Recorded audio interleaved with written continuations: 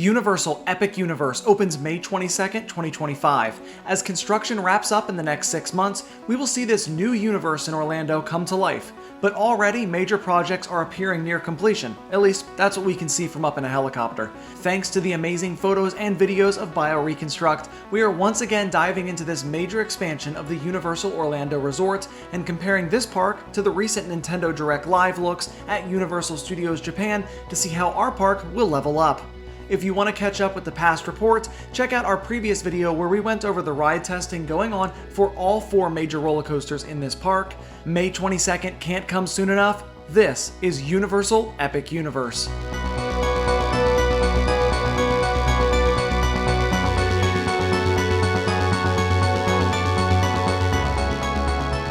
Let's start with this rare nighttime view of the park. Here we can see the constellations of the Stella Nova and Terra Luna hotels coming to life, the colorful world of Super Nintendo World springing into action, including a minecart with lights at the Donkey Kong Country area. We can see after-hours testing happening at the How to Train Your Dragon Isle of Berk section, and the streets of Paris are coming to life at the Harry Potter Ministry of Magic land. In Celestial Park, BioReconstruct caught a rare view lighting test for the park's Lagoon show. And, speaking of rare views, Adventuring with Annie on YouTube, also known as Annie's Uni Update on X, has gotten video after video of ride and lighting tests for Epic Universe. More on that in a bit, but trust me, it is very exciting.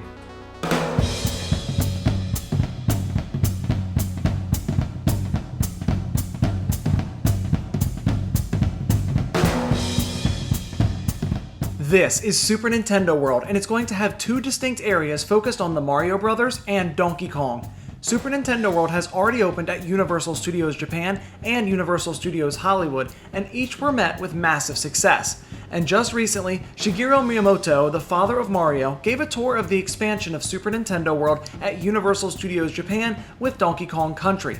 Florida's park, Universal Epic Universe, will be getting a near 1-to-1 copy of this land, so what is shown off is pretty close to what we can expect. From concept to construction and an inland tour in Japan, let's get a look at Super Nintendo World.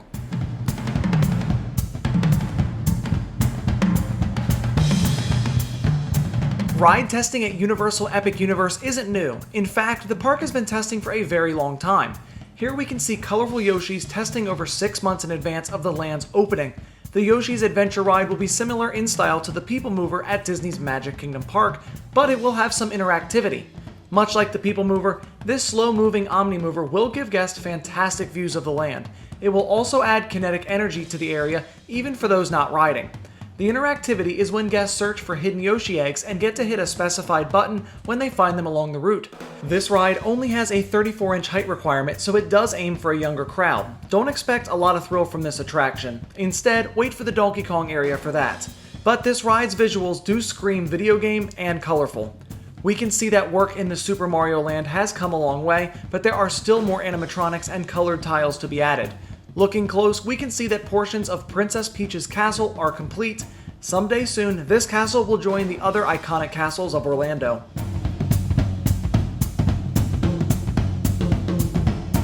From concept to creation, the Universal creative team has done what they promised. Donkey Kong's Golden Temple has come to life at Universal Studios Japan, and soon it will as well at Universal Epic Universe. This footage is from the Nintendo Direct Live, giving us a first look at the Japan park and very closely at what we can expect in Florida. First, let's look at the games. There are numerous interactive games in the Super Mario Land area, from Goombas to question mark blocks. These games allow for fun moments, and it lets users get a score to compare their efforts throughout the day to other theme park guests. You will need a power-up band to make this possible, which does cost money. But the band also comes with access to a hidden 4th attraction inside of Super Nintendo World, the Bowser Jr. Shadow Showdown, a large-scale video game where the entire family can play along. In the Donkey Kong Country area, we can get a first look at one of the DK games, a 3-player rhythm drum game. Upon winning, guests will get a chance to see an animatronic Rambi Rhino. Elsewhere in the land, guests can also find letters. Upon scanning these letters with a power-up band, a noise is heard and the Universal Parks app is updated that lets you know you discovered this letter. Super Nintendo World is the video game world brought to life, and even discoverable letters are part of it. Now, how long until someone tries to speedrun a theme park land?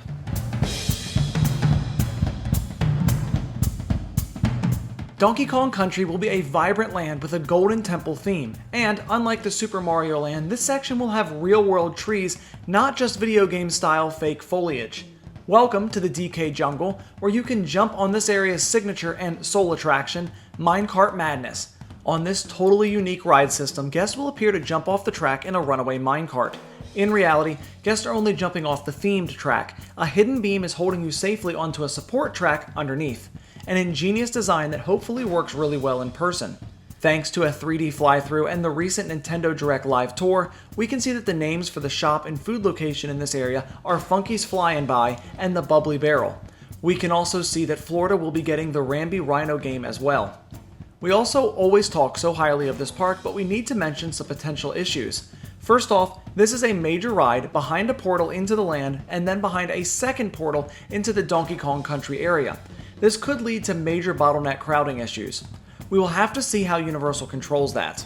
Secondly, the park is incredibly immersive, but there is one blatantly obvious area, this massive green wall. Where the Super Mario Land section slowly builds to a wall, the Donkey Kong Country area has a massive flat facade. Seen in the 3D fly-through, some trees will be added, but even with this and some cartoon painting, this wall could make the area feel very small and cramped.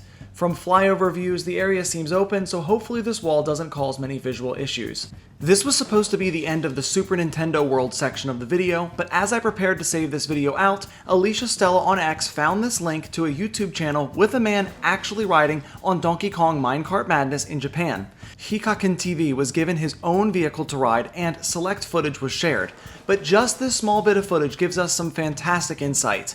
We can hear onboard audio. We can see the speed of the barrel cannon jump. And we can see some water effects. Some even get the rider a bit wet. While this certainly isn't a water ride, it may be nice to get a bit of a splash on a hot Florida day as we ride around on this upcoming coaster. As we knew, this ride isn't super fast, but in my opinion, that's totally fine. I never expected this to be SeaWorld's Mako or Disney's Tron Light Cycle Run. This is a story-based coaster with a very short 36-inch height requirement. Now, we will have to wait to see what type of effects and animatronics are hiding in the indoor sections.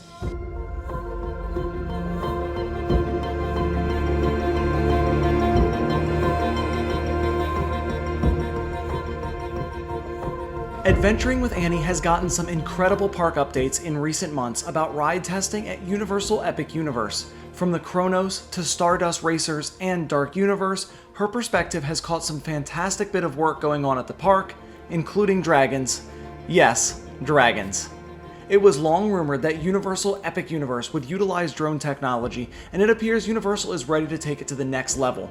If you weren't able to see Universal's fantastic new nighttime show, Cinesational: A Symphonic Spectacular, I highly recommend watching a video, or, even better, finding a time to go see the show in person. From drones and spotlights, fireworks, and more, this is, in my personal opinion, the best nighttime show Universal has ever created for their Florida parks.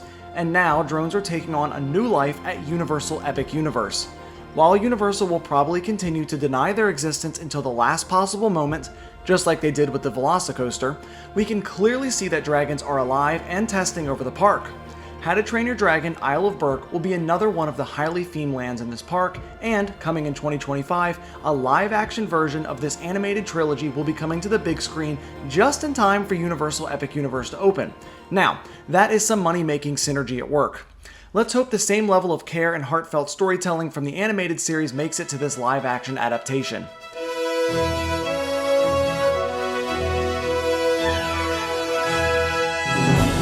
As we take off again with BioReconstruct, we can see ride testing in the How to Train Your Dragon Isle of Berk area.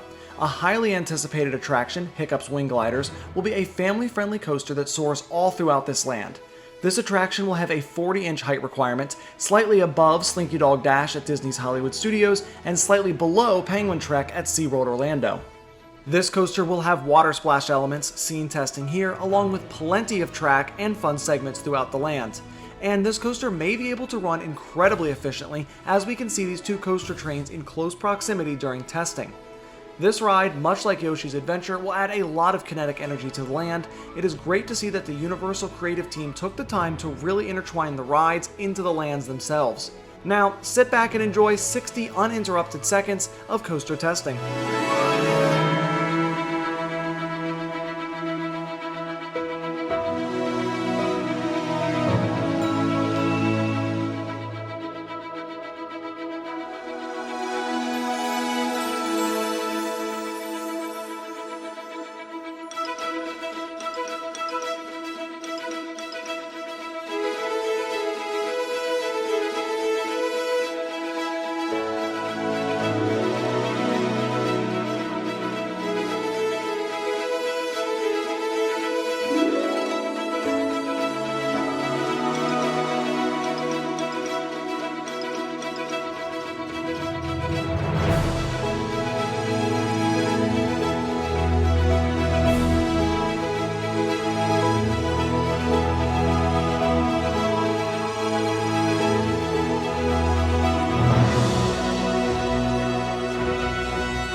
How to Train Your Dragon Isle of Berk features foliage, lots of water, rides with varying levels of thrill, a Broadway-style show, characters, food, merchandise, and dragons.